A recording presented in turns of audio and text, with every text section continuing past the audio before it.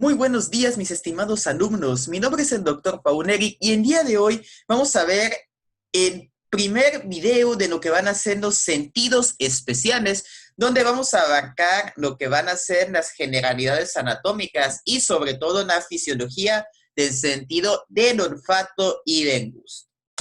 Vamos a comenzar con el sentido del olfato.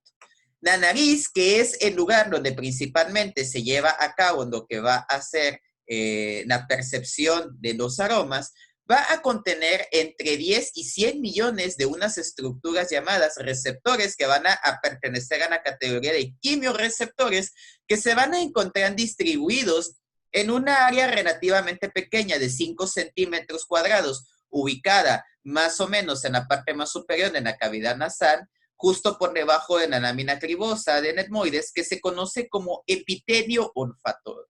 El epitelio olfatorio se va a extender por encima de los cornetes nasales y va a ser una parte que histológicamente va a contener unas células que van a ser muy diferentes al resto del epitelio de la mucosa respiratoria que vamos a encontrar en la nariz, ¿sale? Dentro del epitelio olfatorio vamos a encontrar tres células: las células receptores olfatorios, las células de sostén y las células basales. Los receptores olfatorios que van a hacer estas células que vemos acá van a caracterizarse porque ellas van a contener unos pequeños cilios que a su vez van a llamarse cilios olfatorios. Estos cilios olfatorios van a tener la particularidad de que van a ser capaces de atrapar moléculas químicas que se encuentran en el aire y que se conocen como moléculas odorantes. Las moléculas odorantes van a viajar hacia la nariz y se van a quedar atrapadas en una película de moco que van a estar secretando unas glándulas de la submucosa que se conocen como las glándulas de Bowman, ¿sale? Mientras que las glándulas de Bowman producen ese moco ligeramente espeso, las moléculas odorantes se van a quedar atrapadas y esto va a permitir que los cilios de las células receptoras olfatorias puedan interactuar con ellas. Estas células receptoras olfatorias en realidad van a ser las células, las neuronas de primer orden de la vía sensitiva del olfato, ¿sale? Ya que si se dan cuenta, estas neuronas van a liberar sus axones a través de la lámina cribosa de etmoides para poder hacer sinapsis con células de segundo orden, ¿sale? Bueno, además de los receptores olfatorios, vamos a tener también las células de sostén.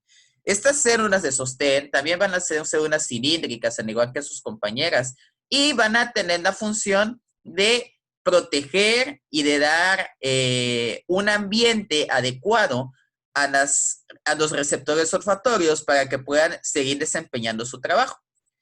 Después de ello vamos a tener lo que van a ser las células basales que se van a encontrar en la parte más profunda de lo que va a ser la mucosa olfatoria, y estas van a ser células madre que se van a encargar de convertirse en nuevas células de sostén cuando éstas llegan al final de su vida útil, para que siempre haya células de sostén, ¿sale? Bueno, ahora, una vez que las partículas odorantes interactúan con los cilios olfatorios de los receptores, a nivel de la membrana celular de estas proteínas receptoras, de estas células receptoras, vamos a encontrar proteínas de transmembrana que van a hacer muchas veces receptores específicos para determinados aromas. Existe una enorme variedad de diversas proteínas que nos van a permitir reconocer más o menos entre unos 10,000 olores diferentes, ¿sale? Ahora, una vez que una molécula odorante interactúa con un receptor específico, imaginemos que, no sé, que están cocinando tocino y les llega el aroma del tocino. Ese aroma que les llega de tocino en realidad son moléculas del mismo tocino, pero son moléculas odorantes de tocino que van a interactuar con un receptor proteico específico para esa molécula de tocino. Una vez que interactúa a través de un mecanismo llamado proteínas G, es capaz de desencadenar una respuesta de segundo mensajero que va a concluir con la abertura de los canales de sodio, lo que va a causar a su vez una despolarización y al mismo tiempo permitirá que se desencadene un potencial de acción. Este potencial de acción va a viajar ahora a través de los axones para poder hacer la sinapsis con las otras neuronas que van a estar en esta parte que se conoce como bulbo olfatorio y que de esta manera el mensaje se continúe llegando hasta que se haga consciente. Vamos a repasar a continuación lo que es la vía olfatoria, ¿sale? La vía olfatoria va a tener una particularidad y esa es que a diferencia de las otras vías somatosensitivas que habíamos visto que tenían 3 neuronas, en este caso la vía olfatoria únicamente va a tener 2, una neurona de primer orden y una neurona de segundo orden, ¿sale? Bueno, estas neuronas de primer orden van a ser precisamente esos receptores olfatorios. Una vez que el receptor olfatorio ha captado a través de sus canales proteicos una sustancia odorífera, va a mandar sus axones a través de la lámina cribosa para conformar el nervio olfatorio. El nervio olfatorio va a hacer sinapsis con las neuronas de segundo orden que podemos encontrar sobre la lámina cribosa en una región llamada bulbo olfatorio. Una vez que hace sinapsis, ahora en las neuronas de bulbo olfatorio, que son las de segundo orden, emitirán a su vez sus axones y estos axones pueden terminar en 3 lugares diferentes, ¿sale? Pueden terminar como tal en la corteza parietal olfatoria primaria, pueden acabar en el sistema límbico o pueden acabar en el hipotálamo. Cualquiera que sea el caso, los axones que van a conectar a las neuronas de segundo orden con el área de destino final de los aromas van a conocerse como tracto olfatorio. Y si ustedes notan, falta una neurona de tercer orden porque las aferencias olfatorias son las únicas que no hacen relevo en el tálamo. ¿Saben? Si ustedes se acuerdan, todas las demás sensaciones que habíamos visto siempre hacían relevo en el núcleo talámico. Están en el núcleo ventral posterior del tálamo. En este caso, el olfato es el único que no. Ahora, el olfato también es capaz de poder despertar de una manera muchísimo más intensa recuerdos, emociones o sentimientos que estén relacionados con ese aroma. Por ejemplo, si a lo mejor nosotros sentimos el aroma de unas galletas horneadas, puede que nos recuerde a nuestra abuela, inmediatamente. Eso se debe a que precisamente parte del tracto olfatorio no únicamente se va directo a la corteza, sino que unas partes se van al sistema límbico, que recordemos que es el centro de nuestras emociones, ¿sale? Y acá tenemos otra perspectiva de lo que es la vía olfatoria, ¿sale? Ya saben, el receptor olfatorio capta la sustancia odorífera, la transmite como potencial de acción por sus axones, llega a un bulbo olfatorio, encuentran las neuronas de segundo orden, hace sinapsis y las neuronas de segundo orden, ahora formando el tracto olfatorio con sus axones, se van a encargar de conducirlo hasta el área olfatoria primaria de la corteza cerebral y también unas cuantas fibras se van a ir al sistema límbico y al hipotálamo, ¿sale? Ahora vámonos con lo que va a ser el sentido del gusto. El sentido del gusto en los seres humanos comparado con otros mamíferos está verdaderamente subdesarrollado, ¿sale? De tal manera que nosotros únicamente tenemos 10,000 receptores para detectar solamente 5 sabores primarios. Compárenlo, por ejemplo, con los receptores de la nariz. En la nariz, acuérdense que les dije que tenemos de 10 a 100 millones y que nos permite detectar más de 10,000 olores. En este caso, los de la lengua, nada más son de 10,000 receptores y nada más para 5 sabores. Todos los sabores de los alimentos que nosotros percibimos son la combinación de estos 5 sabores primarios, que van a ser agrio, como un limón, dulce, como las paletas, amargo, como el chocolate negro, salado, como la sal, y el famosísimo y nunca olvidado sabor umami. El sabor umami hace referencia a aquellos alimentos que contienen un aminoácido que se llama glutamato. El glutamato lo podemos encontrar muchas veces como saborizante artificial, pero de manera natural lo podemos encontrar en el tomate. Si me preguntan a qué sabe el umami, sería lo mismo que si me preguntaran ustedes a qué sabe, cómo podría describir yo un color. Son sabores sui generis, ¿sale? Así que más o menos es a lo que sabe un tomate, ¿sale? Y digo más o menos porque realmente es muy difícil poder encontrar en la naturaleza un sabor completamente primario, ya que al fin y al cabo todos están de alguna manera combinados con otros sabores porque tienen otro tipo de sustancias químicas que pueden desencadenar esas respuestas. Ahora, ¿quiénes van a ser los receptores sensitivos para el sentido del gusto? Van a encontrarse ubicados en la lengua en forma de papilas linguales, ¿sale? Más específicamente papilas gustativas. Las papilas gustativas van a ser aquellas papilas que permiten las aferencias de gusto, mientras que las papilas linguales van a ser tanto las papilas gustativas que permiten el sentido de gusto como aquellas papilas que no. En toda la lengua vamos a encontrar 4 papilas: filiformes, circunvaladas o caniciformes, foliadas y fungiformes. Las papilas filiformes, que van a ser las más abundantes en la lengua, van a ser únicamente táctiles, es decir, estas van a ser las únicas papilas que no van a ser papilas gustativas, únicamente van a ser papilas linguales, porque no perciben los sabores, no están conectadas a ningún par craneal que permita el sentido del gusto.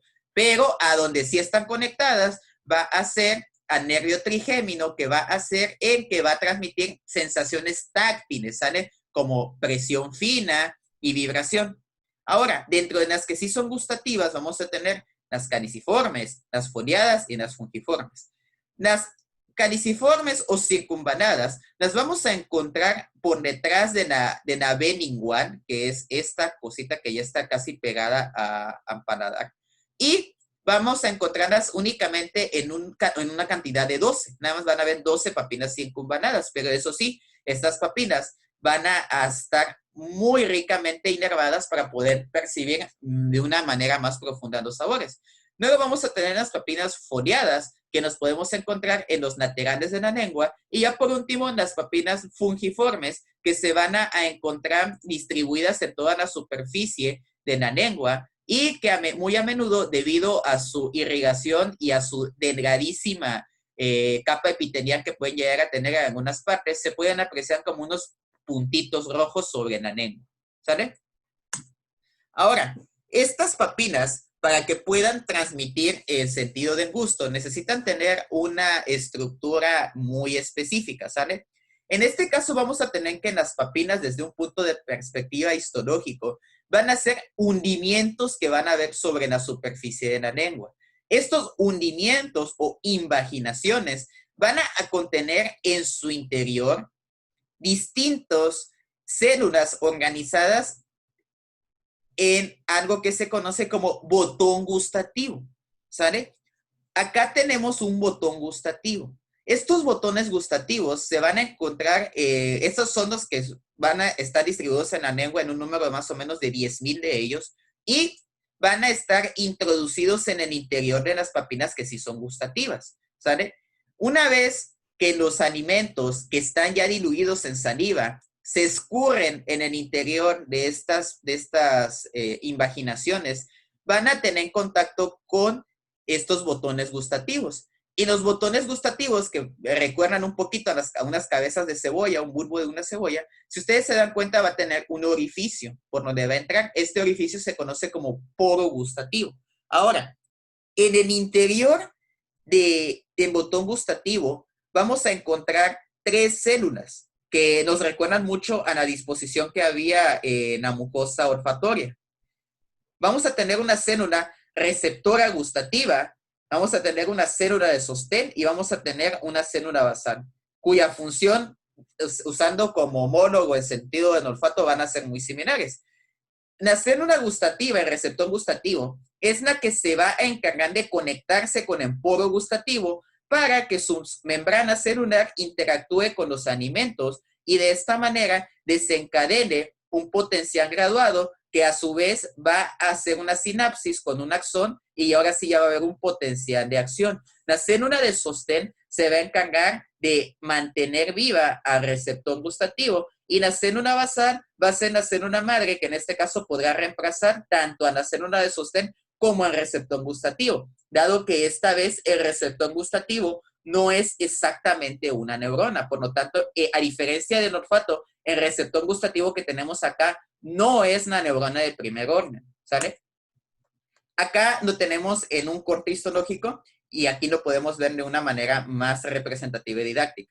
Vean acá en poro gustativo que está en la profundidad de las papilas gustativas. Acá es donde escurren los alimentos. Acá es donde van a haber microvellosidades que van a tener estas células receptoras gustativas, las cuales van a captar el sabor a través de sus proteínas de membrana específicas que van a permitir un potencial graduado y una vez que llegan a la parte más profunda de todo lo que es el botón gustativo, dense cuenta que en la parte de abajo pasan los axones de la neurona de primer orden. Estos axones van a hacer sinapsis con las células receptoras gustativas para que la señal ahora sí pase como un potencial de acción a lo largo de lo que va a ser como tal el nervio gustativo. ¿Sale? Ahora, ¿de qué manera es que el receptor gustativo transforma los alimentos en sabores? Bueno, como yo les digo, se van a disolver en la saliva y una vez que hagan contacto con las microvellosidades o también llamadas cilios gustativos, según dependiendo del autor que consulten, si es Ross le llama microvellosidades, Tortora le llama cilios gustativos. Cuando interactúe con alguna de estas estructuras de la membrana celular, van a haber proteínas receptoras específicas que van a estar concentradas en identificar para lo salado iones sodio, para lo ácido protones y para amargo, dulce y umami distintas sustancias que a menudo van a ser aminoácidos y que van a estar siendo percibidos por proteínas G. ¿Vale? Independientemente del estímulo, una vez que este ocurre, va a culminar con la apertura de distintos canales que permitirá una despolarización en el interior de la célula y esto a su vez permitirá generar un potencial que va a viajar hasta que haga la transmisión mediante una sinapsis química con los axones de la neurona de primer orden. Es importante que ustedes sepan también que cada sabor va a tener un umbral diferente, ¿sale? Y es muy común que muchos sabores nos podamos adaptar nosotros a esa sensación en 1 a 5 minutos si es que estamos expuestos de manera continua. Por ejemplo, si nosotros estamos comiendo algo muy dulce, puede que nos habituemos a eso dulce durante un tiempo o que le dejemos de percibir la intensidad del sabor. Es por eso que el primer bocado de una comida siempre va a ser el más sabroso de todos, porque a medida que continuamos comiendo, va ocurriendo este proceso de la adaptación. Sin embargo, también la concentración y la naturaleza de la sustancia gustativa puede hacer que en vez de que el estímulo se adapte, vaya siendo cada vez más intenso. Como cuando tú te colocas, por ejemplo, unos granos de sal en la punta de la lengua, va a haber un punto donde va a ser tan intenso el estímulo que no te va a quedar de otra más que deshacerte de esos granos de sal. Ahora, la vía gustativa va a estar conformada, esta sí, de una manera muy parecida al resto de las vías somatosensitivas que ya hemos visto en videos anteriores. Vamos a tener que va a ser percibido entonces por las papilas y los botones gustativos. Y una vez que hacen esto, los axones de las neuronas de primer orden van a conducir la señal hasta llegar a sus somas y sus somas nos vamos a encontrar en el ganglio geniculado, si estamos hablando del par craneal número 7, o en los ganglios superiores e inferiores, si estamos hablando de glosofaringio o de vago. Independientemente de ello, una vez que el soma recibe, continúa aventando sus fibras para formar los nervios gustativos para que pueda hacer relevo ahora con las neuronas de segundo orden, las cuales vamos a encontrar en la protuberancia, si es que estamos hablando del nervio facial, o en el bulbo raquídeo, si estamos hablando de glosofaringio y de vago. Una vez que llegan a los núcleos de estos pares craneales, hacen sinapsis y ahora los axones de segundo orden van a aventar la señal de manera ascendente, creando ahora el tracto gustativo. Estos axones de segundo orden, la mayoría de ellos van a ir a parar al núcleo ventral posterior del tálamo, que es donde van a encontrar su neurona de tercer orden. Sin embargo, unos cuantos de ellos van a ir a parar al sistema límbico y al hipotálamo, al igual que pasaba con el nervio olfatorio, solo que el nervio olfatorio no hacía renuevo en el tálamo, ¿sale? ¿Esto por qué? Porque de la misma manera como los olores nos pueden desencadenar recuerdos, también algunos sabores pueden hacer lo mismo, ¿sale? Y es precisamente debido a esa conexión que hay. Una vez que se ha hecho sinapsis con el núcleo ventral posterior del tálamo, su neurona de tercer orden va a aventar a su vez sus axones para que hagan sinapsis con la corteza sensitiva y que ya finalmente el sabor se haga consciente. Y aquí lo tenemos desde otra perspectiva. Vamos a hacer nuevamente un repaso de la inervación que tiene la lengua. Acuérdense que la lengua va a tener una inervación de dos tipos. Una inervación especial para el sentido del gusto y una inervación sensitiva somática. La lengua para ambas modalidades se va a dividir en 2/3 anteriores, 1/3 posterior y las estructuras que van a estar alrededor del epiglotis, ¿sale?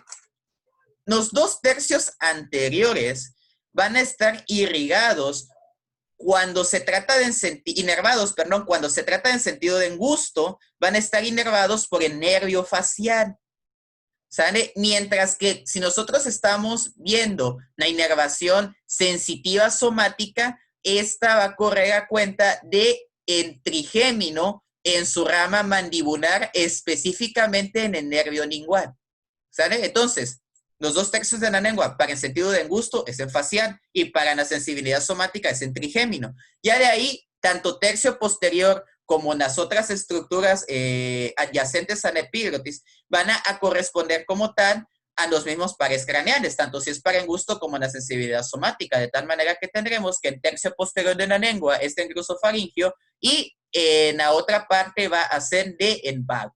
Independientemente del lugar en el cual se capten las señales gustativas, van a formar los nervios gustativos y dependiendo a la altura en la cual se encuentren los núcleos de cada par craneal, harán su sinapsis con su neurona de segundo orden. Luego, esta a su vez va a ascender hasta el tálamo y algunas van a irse al sistema límbico hipotálamo y las que lleguen al tálamo van a hacer sinapsis ahora con las de tercer orden y ya la de tercer orden lo llevará al área gustativa primaria de la corteza cerebral. También va a estar en el lóbulo parietal, ¿vale?